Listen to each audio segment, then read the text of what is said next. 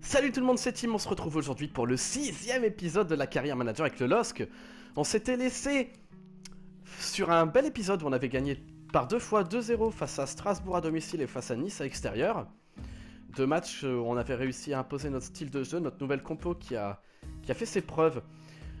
Et aujourd'hui, grosse vidéo, pourquoi ? Parce qu'on reçoit Chelsea dans ce deuxième match de Ligue des Champions. On est premier. Un résultat, ça serait incroyable. Maintenant, Chelsea, je pense que c'est peut-être l'équipe que je crains le plus dans ce groupe. Bon, de toute façon, c'est que des équipes qui sont au-dessus de nous. Hein. Le résultat face à l'Ajax, c'était incroyable. On avait réussi à procéder en contre, à jouer très vite. On s'était imposé 2-0, mais là, Chelsea, c'est un peu une autre histoire. Je pense que Chelsea est un peu supérieur à l'Ajax quand même. Donc on va directement aller en conférence de presse. Parce que c'est un match de Ligue des Champions, c'est un gros match, alors on se fait tout l'avant-match. Votre équipe peut-elle de nouveau s'imposer dans cette compétition? On va dire qu'il faut rester concentré. Et veiller à ne pas gâcher les occasions qui se présentent, c'est bien dit. Pensez-vous que cela affectera le moral des adversaires, le fait que l'on reste sur une victoire? On va dire que les chiffres importent peu, hein, eux dans leur tête ils sont là pour gagner. Votre équipe est irrésistible actuellement, pensez-vous pouvoir maintenir un tel niveau de jeu? Et encore une fois, on va répondre froidement en disant qu'il ne faut pas se laisser perturber. Voilà, fin de la conférence de presse. Alors, je vais nous concocter une petite équipe, je l'ai déjà en tête, hein. Je vais pas vous le cacher, j'ai déjà en tête l'équipe qui va débuter. Et on se retrouve tout de suite une fois que l'équipe est faite et dans l'avant-match. Voilà, alors que l'équipe est faite, j'ai fait un seul changement. Bamba qui reprend son côté gauche, Aroro qui passe sur le banc et Osimhen qui m'a sorti 2-3 derniers matchs vraiment bons. Donc j'ai décidé de lui laisser sa chance titulaire face à Chelsea. Giroud Osimhen du coup en pointe. Bamba Ikoné qui animeront les côtés, André Sanchez au milieu de terrain, Tavares Celik pour les pistons, Gabriel Diop en charnière et Maignan au cage. Et c'est parti. Et on va se laisser tout l'avant-match étant donné que c'est un gros match. Les gros matchs à domicile, c'est ce que je vais faire, je vais laisser l'avant-match. Et c'est parti. Allez, c'est parti. Au stade Pierre-Mauroy pour la réception de Chelsea. Salut, bienvenue à tous. Vous le voyez, les conditions météo qui nous attendent aujourd'hui sont absolument excellentes. Nous allons suivre ce match avec Pierre Ménès. Au programme aujourd'hui de l'UEFA Champions League avec ce match de groupe. Le LOSC face à Chelsea. On est pas mal d'enjeux dans cette rencontre pour les locaux. Ils ont pris les 3 points lors de la première journée. À eux de confirmer.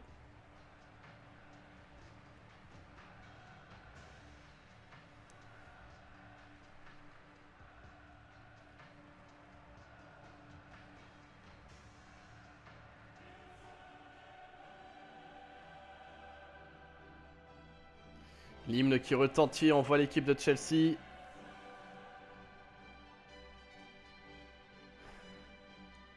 NJ Kanté là qui risque de nous faire très très mal. Et leur charnière là. Leurs grands défenseurs centraux.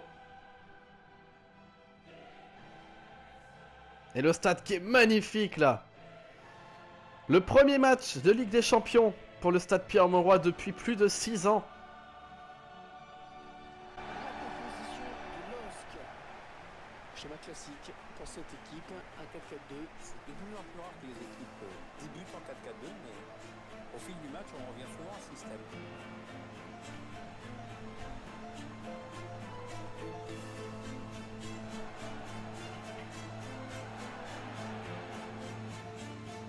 Nice de retour battu l'AC Milan à San Siro à domicile donc au Champions League en 2006. Les deux équipes étaient qualifiées pour les week-ends, mais c'était une belle victoire. 2-0. Le passe décisive de Mathieu Gauthier. Voici le 11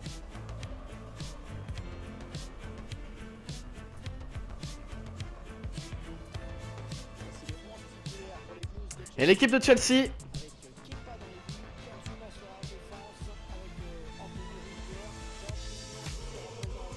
George Et c'est du lourd, hein. Un milieu à 3, Jorginho, Kovacic, Kanté, Pulisic, Martinez en pointe, Willian à droite, Alonso, Soma, Rudiger, Lavigné en défenseur droit et Kepa Arrizabalaga au goal. Coup d'envoi donné par Olivier Giroud pour le retour de la Ligue des Champions depuis plus de 6 ans au stade Pierre-Mauroy. C'est parti. Attention, un Pulisic qui peut faire mal.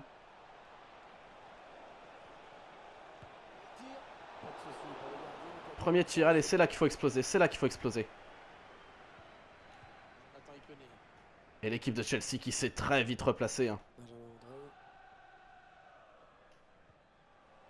Allez, il n'y a personne, il peut prendre l'espace. Bamba qui prend l'espace. Allez, l'occasion de Oh dommage, c'est contré à capter. la dernière seconde là. Ikoné qui s'était trouvé en super position. N'Golo Kanté. Il redonne à N'Golo Kanté. Ils font tourner, ils prennent leur temps. Kanté. Il a un petit peu d'espace, il peut centrer. Passer à l'intérieur. Oh, le poteau!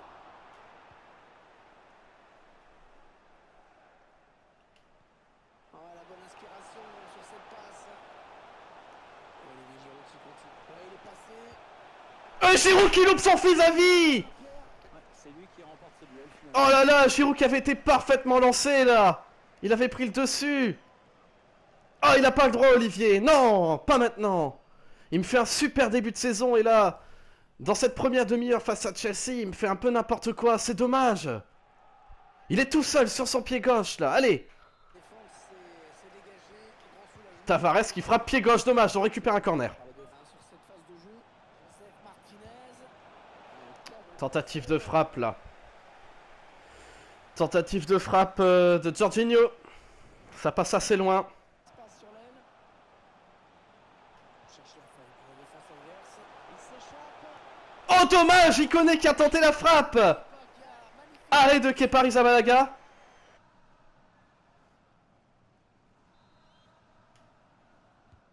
Un corner bien tiré. Oh Giroud qui allait marquer son but et Kanté sur la ligne. Qui était dangereux. 2-0. C'est la mi-temps ici donc. Les deux équipes qui ont des situations, c'est un match très serré pour le moment, tout est possible. Bon, personnellement, je m'attends. Oui, il n'a pas marqué, il n'a pas tellement pesé. 0-0 là à la mi-temps entre Lille et Chelsea. Faut rester appliqué en seconde période et je pense qu'on peut obtenir un résultat là. Allez, on garde la même équipe et on continue.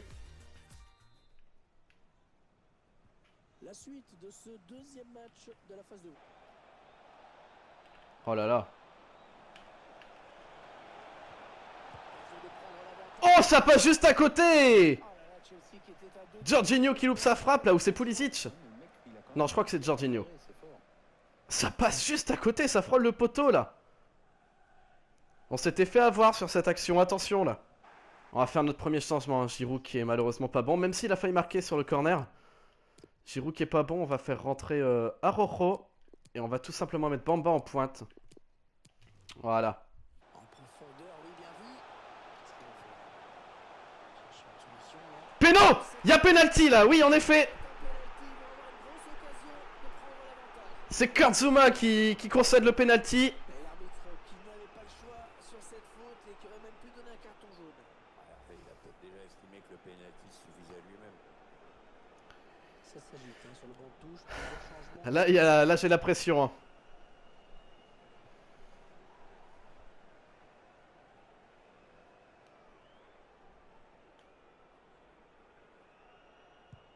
Une chance sur deux, c'est passé.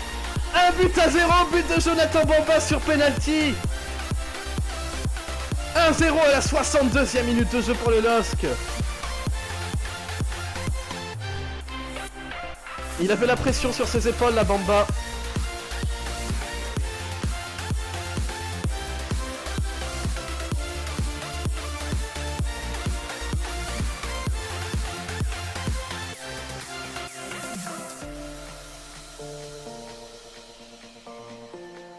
Oui, un peu de frustration là chez l'entraîneur, mais il faut tout de suite qu'il encourage ses joueurs. Il faut essayer d'égaliser maintenant. Premier but en Ligue des Champions hein, pour Bamba. Il n'avait pas marqué face à l'Ajax. C'est le LOSC qui est devant au tableau d'affichage. 1-0 pour Lille. Kanté. Kovacic qui se joue d'André là. S'il avance vers le pied. Et voilà. Le gardien. C'est ça qu'on veut, on veut les voir perdre patience. 75e minute de jeu, on va faire un autre changement. Hop, pardon, on va faire sortir Ikoné. On va faire rentrer en jeu Sheka. Ouf, bien joué. Kanté. Ok, attention quand même hein, là, parce qu'il y a eu un cafouillage et c'est fini. La série continue pour cette équipe. Ouais, c'est fini. 1-0 pour le LOSC face à Chelsea. Parvient à décrocher une deuxième victoire Deuxième victoire en Ligue des Champions. Elle était difficile celle-là. Elle était beaucoup plus difficile parce que Chelsea a eu beaucoup plus la main mise sur le match. Ils nous laissaient très peu d'occasions. Et à côté de ça, ils avaient beaucoup le ballon en attaque. C'était très difficile de leur reprendre le ballon. 1-0 but de Bamba sur penalty d'ailleurs. Hein.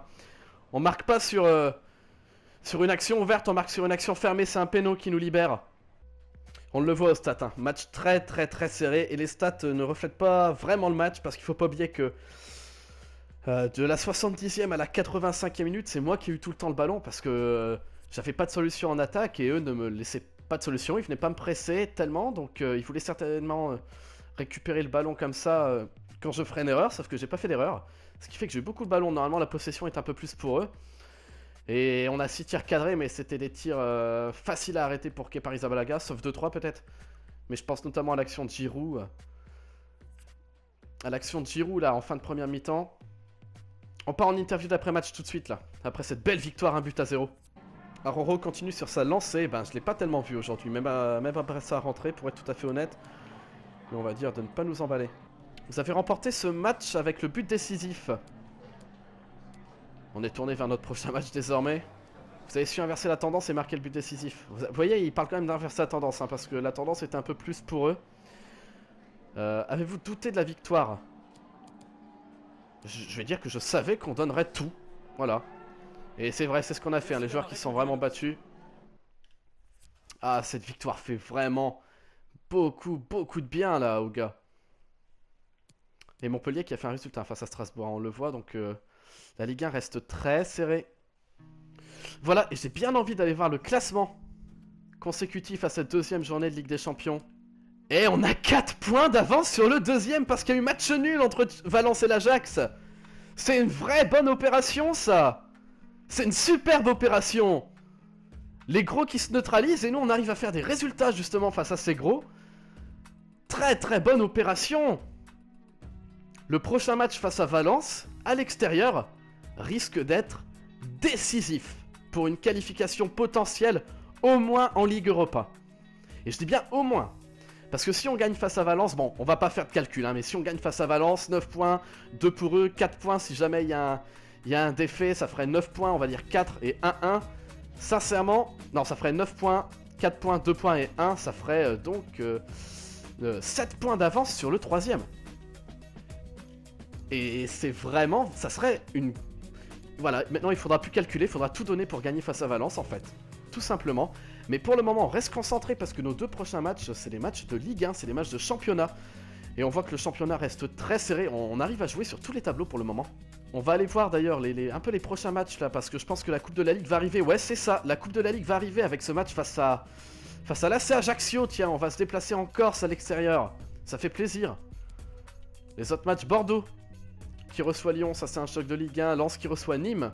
Le PSG qui reçoit Dijon. La SSE qui reçoit Monaco, un autre choc de Ligue 1. Ok, ça c'est hyper intéressant. C'est bien, la victoire qui fait tellement de bien face à Chelsea. Ah, là je suis heureux, là j'ai le sourire. Vous ne le voyez pas, mais j'ai le sourire. Mais tout de suite, mon sourire va s'affaisser parce qu'il faut se reconcentrer. On doit pas être euphorique et perdre notre concentration parce que ne pas gagner face à Nîmes, ça sera un mauvais résultat. Donc on va finir la vidéo là en jouant face à Nîmes, et dans la prochaine vidéo, on se fera Toulouse et Valence. Et ça sera une vidéo déjà peut-être décisive pour la suite de la saison. Alors, pour le moment, les résultats... Montpellier qui a gagné, qui nous sert toujours là, décidément. Montpellier qui gagne, qui repasse devant nous. C'est très serré entre le PSG, Montpellier, le LOSC, Lyon et Marseille pour le moment. Attention à ne pas être les premiers décollés. Il faut à tout prix gagner pour cela face à Nîmes. Donc je vais préparer une petite compo et on se retrouve tout de suite comme d'habitude pour l'avant-match. Voilà la compo qui va débuter ce match. Bradaric qui m'avait fait des bons matchs récemment. Tavares qui tourne, on tourne de toute façon, faut avoir une concurrence saine et faire tourner. Donc Bradaric qui va débuter, Ikoné qui va jouer sur le flanc gauche. Yazice qui m'a aussi fait des bons matchs, que ça soit en entrée de jeu en tant que titulaire sur le côté droit du milieu de terrain. Donc on va le faire jouer. Sanchez qui n'avait jamais laissé sa place en tant que titulaire va tourner aussi. Et Soumaré qui va prendre sa place. Giroud, Osimhen en pointe. Il s'agit de redonner un peu de confiance à Giroud. Et de toute façon Bamba également qui n'avait jamais laissé sa place en tant que titulaire. Donc il est sur le banc et il risque de rentrer en jeu. Voilà, présentation du match face au Nîmes Olympique. À domicile, toujours au stade Pierre-Mauroy, vidéo 100% à domicile. Et on espère 100% victoire aussi dans cette vidéo.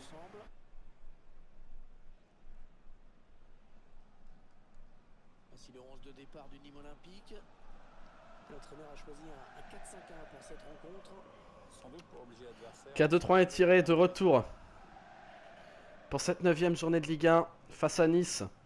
Face à Nîmes, pardon. Ça faisait longtemps qu'on n'avait pas eu ce dispositif et c'est parti. Début de match. Le LOSC qui reçoit les Crocos, les Dogs contre les Crocos. Et là ça passe pour Ikoné. Ikoné qui la glisse à Osimhen et c'est le premier but.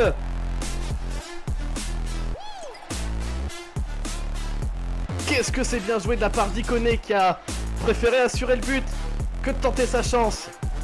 Il a été altruiste là sur le coup parce qu'il pouvait largement tirer, il était sur son pied gauche.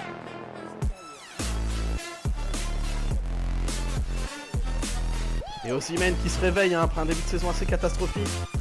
Très beau jeu là avec A3 là en triangle avec Giroud, Ikoné et Osimhen.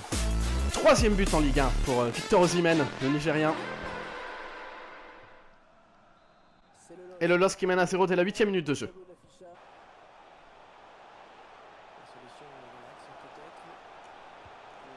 Oh, Yazice qui frappe, ça passe juste au-dessus. Oh, Yazice qui joue encore individuel, qui tente absolument de mettre son but. Il le veut son but, hein, Yazice. Dommage, frappe de Osimhen là en une touche. Giroud qui arrive à placer sa tête, dommage, c'est au-dessus. Petite faute, hein, les Crocos qui jouent dans leur style de jeu habituel, c'est-à-dire que ça part très vite en contre et hors jeu. Ça part vite en contre, ça donne un match assez plaisant à jouer. Peu d'occasions parce que les deux équipes sont un peu brouillonnes là, en attaque pour le moment sur ces 10 dernières minutes en tout cas, mais c'est un match plaisant à jouer.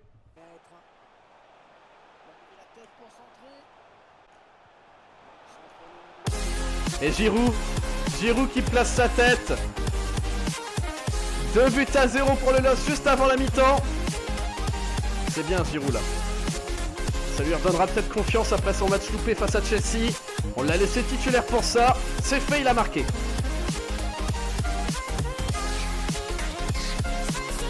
Et bien placé, il met une tête hors de portée. Hein. Là c'est trop près du but.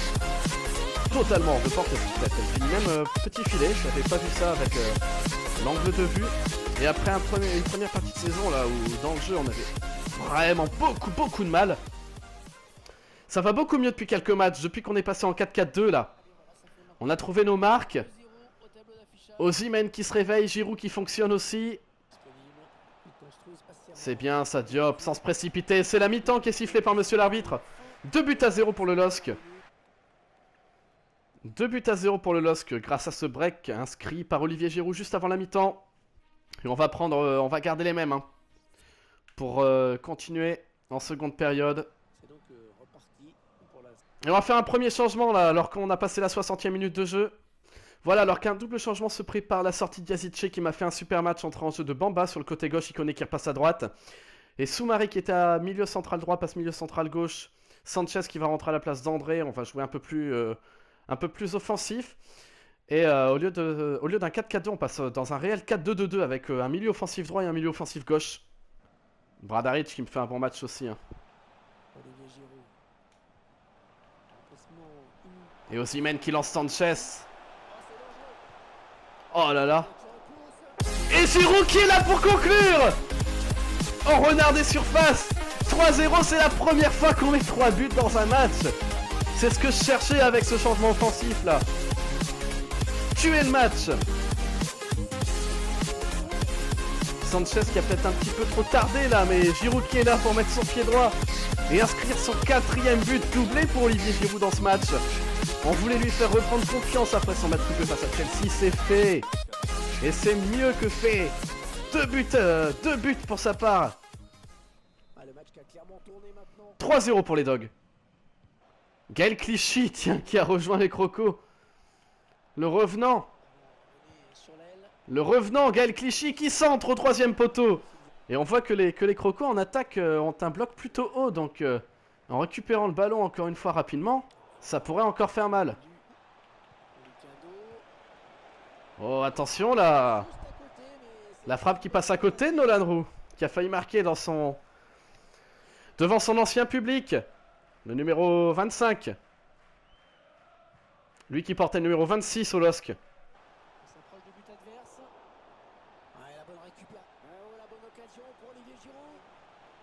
Giroud qui la glisse à Bamba, dommage! Bamba qui a failli lui aussi participer à la fête après son but face à Chelsea. Chelik.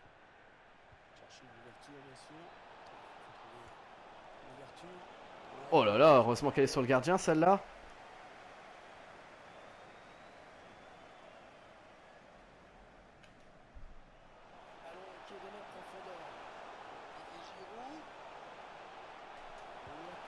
Et Giroud pour le triplé! Il a failli se faire faucher, mais c'est le triplé pour Olivier Giroud!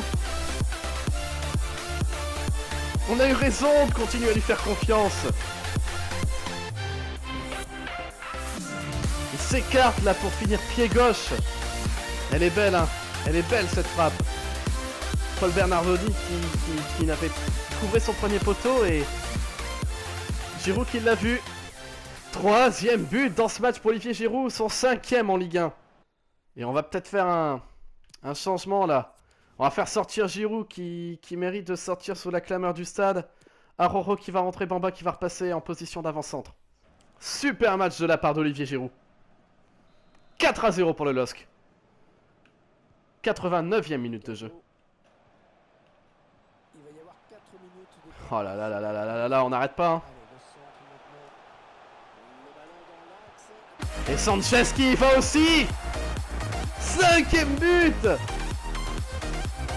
Alors que dans ce match, je louais notre nouvelle composition. Le 4-4-2. Alors là, on est en 4-2-2-2, mais c'est le 4-4-2 qui nous a permis de faire le break. Hein. C'est le 4-4-2 qui nous a fait contrôler le match jusqu'à la fin. Et Sanchez qui y va aussi. Il participe à la fête en inscrivant le 5e but. Je crois que c'est son 2e en championnat, Renato Sanchez. Hein. Ou son premier, un des deux en tout cas. On verra bien. Ouais, c'est son 2e but. C'est son 2e but. Super match là, de la part des Dogs face aux Crocos. Alors qu'il reste 2 minutes dans le temps additionnel. Et voilà, c'est fini. Score final 5-0 pour le LOSC. Avec un triplé d'Olivier Giroud qui va chercher son ballon. Match maîtrisé de bout en bout. Ça fait plaisir des résultats comme ça. Alors qu'on avait quand même pas mal fait tourner. Hein. On le voit au stat. Hein. On le voit au stat. On pouvait presque pas faire mieux. Voilà, alors que j'ai avancé, là, il y a eu une trêve de 15 jours, une trêve internationale. J'ai avancé jusqu'au jour du match. Le match qui ouvrira la prochaine vidéo face à Toulouse. Ça sera dimanche, il me semble. Ouais. Donc, on va faire un petit point classement quand même en cette fin de vidéo. Le PSG qui est premier, hein, qui a gagné ses 9 matchs. 25 points pour le PSG du coup, 24 pour nous, Marseille qui nous talonne juste derrière avec 23 points, Montpellier aussi qui commence à nous embêter, 22 points, et Lyon qui a perdu le match précédent d'ailleurs, non, qui a fait match nul face à Saint-Etienne, ce qui nous permet de prendre 3 points d'avance sur Lyon et Saint-Etienne, sauf que Saint-Etienne est déjà à son 10e match, a déjà joué le 10e match, ce qui fait que une victoire ici et ça serait resté dans les 5 premiers. Il faut pas perdre face à Toulouse. Il faut même gagner, hein. De toute façon, il faut gagner tous les matchs. Il n'y a pas de calcul. Marseille et Montpellier qui s'accrochent. Hein. 3 points sur Lyon, c'est bien, mais Marseille et Montpellier qui continuent à s'accrocher. Dans la prochaine vidéo, du coup, on jouera Toulouse et Valence. Sur ce, j'espère que vous avez apprécié l'épisode. Si c'est le cas, n'hésitez pas à laisser un pouce bleu, à commenter, à partager, à vous abonner, à activer la cloche. C'est toutes des choses là qui me font extrêmement plaisir. J'espère que vous avez apprécié. En tout cas, on se retrouve donc dans 2 jours pour la suite de la carrière. Et je vous dis à dans 2 jours. Bye.